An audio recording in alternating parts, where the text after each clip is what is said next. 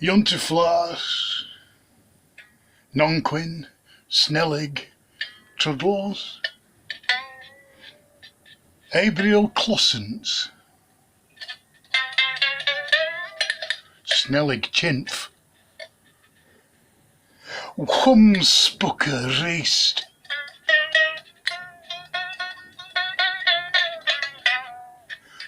a Clumbernod Swile,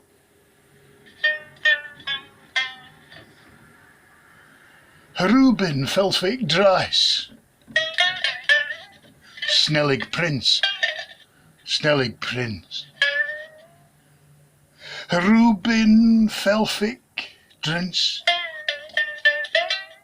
Snellig Prince.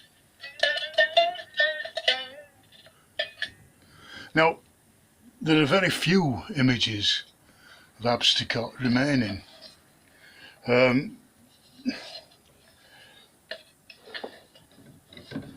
This will be rectified in the fullness of later on.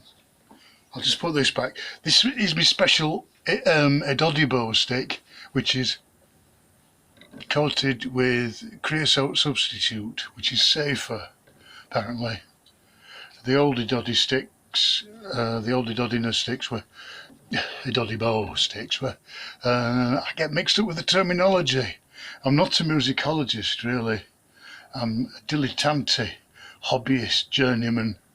But yeah, the old ones were coated with real creosote, which smells gorgeous and is my dream to one day locate some creosote and apply it to wood and inhale deeply, regardless of the consequences.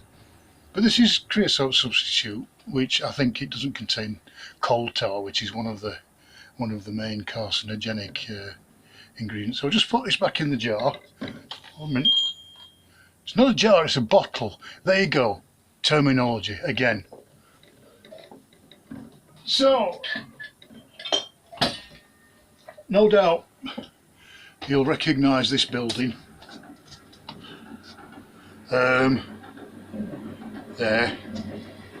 That is the temporary place in Abstercot that's always been there, always will be, where the mayor and various dignitaries keep the newspaper for their bedding.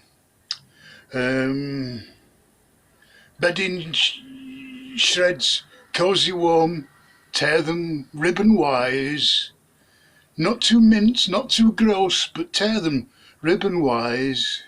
That's what they sing when they sit cross-legged on the floor. And I've been there, you know, with the mayor when his wife has walked in from the kitchen with a tray of tea and cups. But looming over and above the temporary place that's always been there, the repository of newspaper bedding, is Ballflower One. He's the spectre which appears to very tired people who've accidentally rented a triangular room.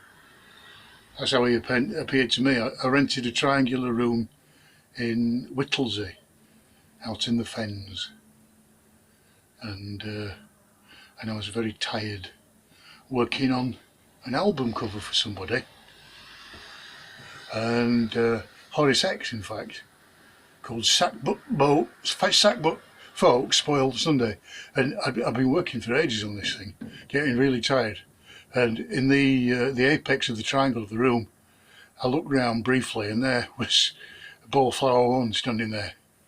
He wasn't quite as dark and colourful as this, he was more sort of pale and cheesy, a bit like wet chalk, really. Wet chalk is the most accurate description of him. Anyway, I made up this song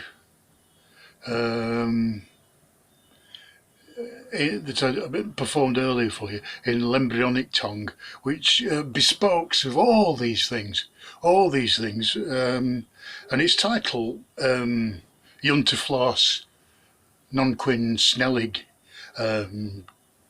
Truddles, Roughly translated means, hang on, I've got it written down here. Dignity makes a paper nest, while Spectre, not a goblin, Bowflower 1, props the sky up. So there you go. There you go. And the sky, of course, is the Abstercot night sky, which is very proud of the way it preserves the memory of comets and meteors that have passed in history and prehistory. Yeah. So there you go then. That's the newspaper repository in Abstercot. Thank you. And off out. Well, I'm not going out. It's a sort of tradition in radio communications, isn't it, to say something of that nature.